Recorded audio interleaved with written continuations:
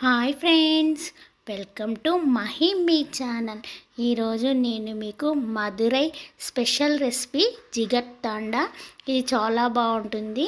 ఇది ఎలా చేయాలో నేను మీకు ఇప్పుడు చూపెడతాను. అలాగే ఇది సమ్మర్లో చాలా చల్లదనం కూడా.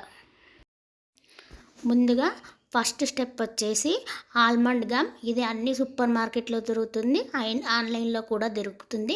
ఇవి ఒక 4 లేదా 5 తీసుకొని ఒక గిన్నెలో వేసుకొని వాటర్ పోసేసుకొని నైట్ మొత్తం నానబెట్టాలి, లేదా ఒక 4 అవర్స్ ముందైనా నానబెట్టేసుకోవచ్చు. చూడండి, ఇది నైట్ మొత్తం నానిన తర్వాత ఒక జెల్ లాగా ఫామ్ అయింది అన్నట్టు.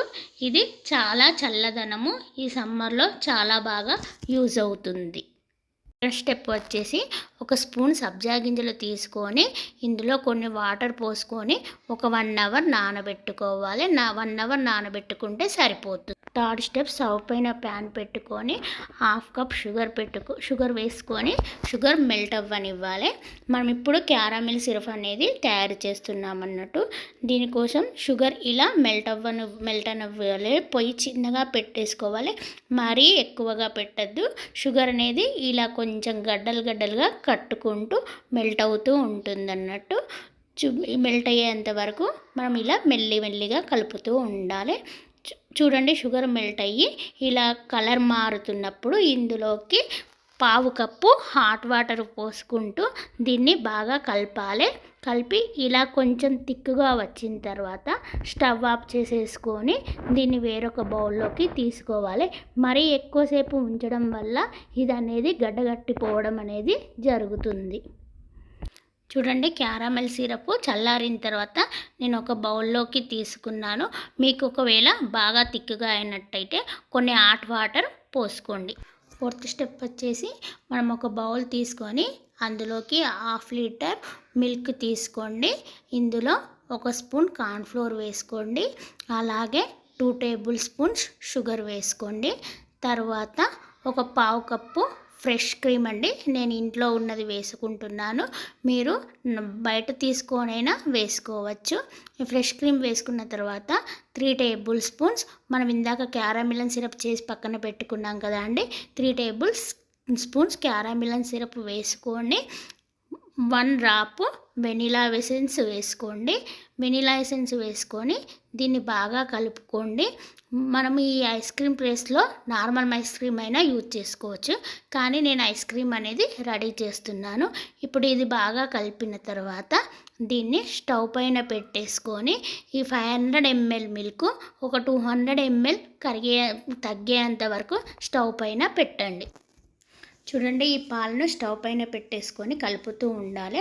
300 ml నుండి 200 mlకు తగ్గే వరకు ఇలా చిక్కగా ఉంటుంది.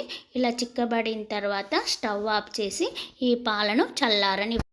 చూడండి, ఇలాంటి గ్లాస్ బాక్స్ తీసుకొని ఇందులోకి ఇందాక చల్లారబెట్టుకున్న మిల్క్ మొత్తం పోసేసుకొని మూత పెట్టేసుకోవాలి. మీరు ఈ ప్లేస్లో ప్లాస్టిక్దైనా తీసుకోవచ్చు. మూత పెట్టేసిన తర్వాత దీనిని నైట్ మొత్తం ఫ్రీజర్లో పెట్టేసేయాలి. 5th స్టెప్, స్టవ్ పైన మందంగా ఉన్న ప్యాన్ పెట్టేసుకొని అందులోకి 1 కప్పు మిల్క్ తీసుకోండి.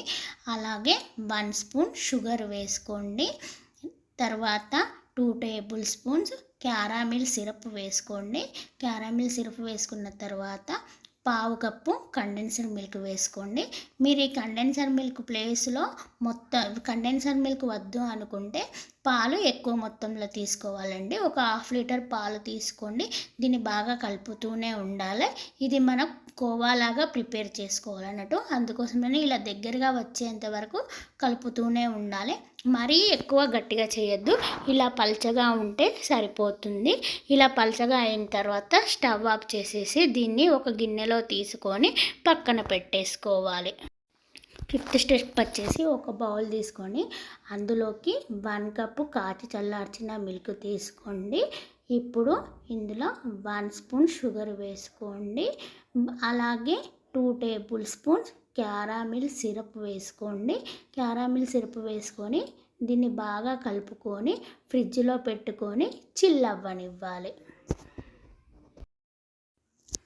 చూడండి, ఇప్పుడు జిగర్తాండా చేసుకోవడానికి అన్నీ ముందు రోజే రెడీ చేసి పెట్టుకున్నాం అనుకోండి, మనకు చాలా ఈజీగా ఉంటుంది. ఇది ఎలా చేయాలో నేను మీకు ఇప్పుడు చెప్తాను.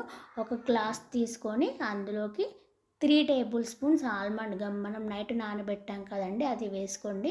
ఈ ఆల్మండ్ గమ్ అనేది చాలా చలువ చేస్తుంది. అలాగే 2 టేబుల్ స్పూన్స్ సబ్జా సీడ్స్ కూడా వేసుకోండి.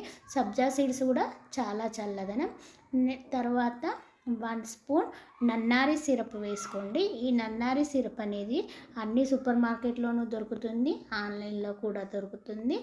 1 స్పూన్ కోవా వేసుకోండి. ఈ జిగర్తాండా అనేది ఈ కోవాతోనే చాలా చాలా టేస్ట్ ఉంటుంది అన్నట్టు.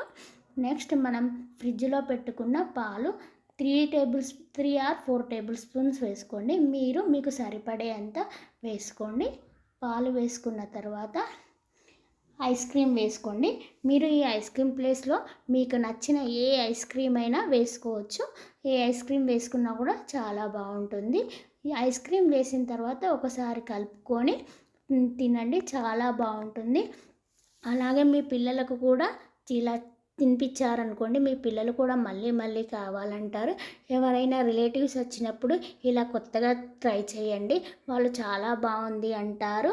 చూసారా, ఇలా చేసి పెట్టుకొని తినేసేయాలి.